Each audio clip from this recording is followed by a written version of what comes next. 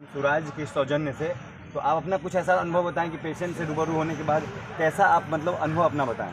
हाँ, मेरा अनुभव यही है कि जन स्वराज से लोग काफ़ी प्रभावित हैं, ये सोच कर के कि उनके घर पर आकर के हम लोग फ्री हेल्थ कैंप दे रहे हैं, उनके घर पर आकर के, इससे उन लोग ज़्यादा प्रभावित हैं। और हम लोग भी ऐसे फिजिशियन विशेषज्ञ लोग उनके पास नज़दीक आकर के उनको देखते हैं, इससे बड़ा क्या उनको स्वभाव मिल सकता है। जी, डॉक्टर साहब के बारे में मैं एक बात खास तौर पर कहना चाहूँगा कि डॉक्टर साहब शारीरिक रूप से हमारे और आपके तरह स्वस्थ नहीं है, लेकिन मानसिक रूप से हमारे और आपसे और समस्त जनसुराज के साथियों पर अकेले डॉक्टर साहब भारी हैं जी। इसलिए कि अपने आप में यह एक टीम है और इनका जज्बा काबिल तारीफ है कि इस शारीरिक कंडीशन में भी यह हम लोगों के लिए हमेशा जनसेवा के लिए तैयार रहते हैं। यही जनसुराज की सफलता है। बहुत बहुत धन्यवाद डॉक्टर साहब, आपने बहुमूल्य समय दिए। बहुत गहरा रुझान है।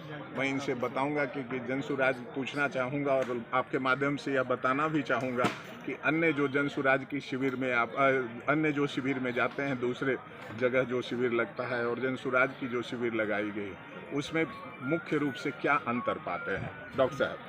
जन स्वराज में जो भी पेशेंट आते हैं, उनका मेन फोकस रहता है कि फ्री हेल्थ कैंप में जो भी ब्लड प्रेशर है, शुगर है, इतना तक कि कुछ ऐसे स्क्रीनिंग पेशेंट होते हैं जो कभी ज़िंदगी में ना बीपी का जांच करवाए, नहीं शुगर का।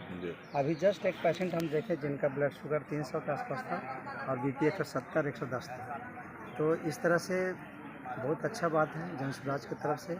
और मैं सेल्फ डॉक्टर अखिलेश कुमार हूँ, मैं चेस्ट फिजिशियन हूँ। आप किस विभाग से हैं? चेस्ट श्वास रोग विशेषज्ञ हूँ। मैंने कहा था श्वसन रोग विभाग से, चूंकि कोरोना के बाद सर इस पर भी जरा सा अपना प्रकाश डालें। कोरोना के बाद मुख्यतः प्रायः देखा गया है कि कोरोना ठीक होने के बाद लंग्स में फाइब्रोसिस डेवलप हो रहा है, मतलब लंग में छोटे छोटे से उजले दाग हो रहे हैं, उसके कारण उनको सांस का तकलीफ आ रहा है। जो खास करके ऐसे पेशेंट जो डायबिटिक से पहले ग्रसित थे और शुगर हो मतलब कि कोरोना हो गया, रिकवर हो गया, उनमें ये ज़्यादा। एक आम आदमी को जो कोरोना से संबंधित है, रोग से बृहत रूप से ग्रसित हो चुका है, वह कैसे अपने आप को मानसिक रूप से और शारीरिक रूप से स्वस्थ रख सके, इसके लिए आपका बहुमूल्य योगदान जो होगा और जो आपका विचार होगा वह लोगों तक पहुँचाएं। जी, कोरोना से जो ग्रसित हो चुके हैं, यंग हैं, उनको 6 महीना या साल भर में एक एक्सरे करवाना चाहिए, जिससे पता चलेगा कि लंग्स में कुछ डिफॉल्टर है या नहीं।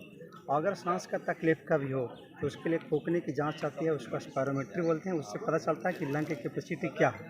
अगर बहुत नॉर्मल है, मतलब कभी कदार सांस में ऐसा फूलता है, तो आप एक्सरसाइज करके भी, चेस्ट फिजियोथेरेपी करके भी आराम रह सकते हैं, तो दवा मेडिकेशन कर सकते हैं। तो मैं क्या उम्मीद करूं कि अगले जनसुराज की जो शिविर होगी उसमें आपके पल्मोनोलॉजी से संबंधित जो भी उपकरण, माने उन्नत उपकरण है, क्या वो जनसुराज के शिविर में लगाई जाएगी? हाँ, हम अब नेक्स्ट टाइम ध्यान रखेंगे। स्पायरोमेट्री हम लेकर, स्पायरोमेट्री एक है मशीन है हमारे क्लिनिक पर, हम लेकर आएंगे। जी डॉक्टर साहब, आपका बहुत बहुत धन्यवाद।